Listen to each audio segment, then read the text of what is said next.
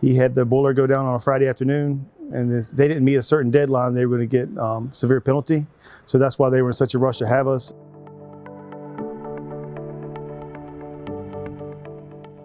William Nixon, and Director of Field Operations for North America.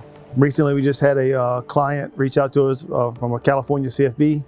He had the boiler go down on a Friday afternoon. We had no equipment within a couple thousand miles. People were on other projects all across, North America.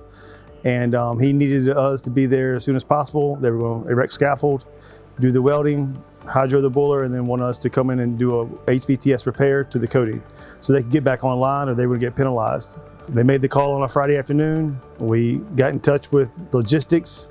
They were able to, get equipment hot-shotted from Houston. We loaded the equipment. We got it to California. We flew some guys in, and we were there at 7 a.m. on Monday morning to perform the work. They were under new contract terms out there for the people who owned them, and if they didn't meet a certain deadline, they were going to get severe penalty. So that's why they were in such a rush to have us, and they were just really ecstatic that we could be there at such short notice and help them get back online. So they were back online within 4 days. Logistical nightmare when you think about it, but we were there within 48 hours from 2,000 or 3,000 miles away.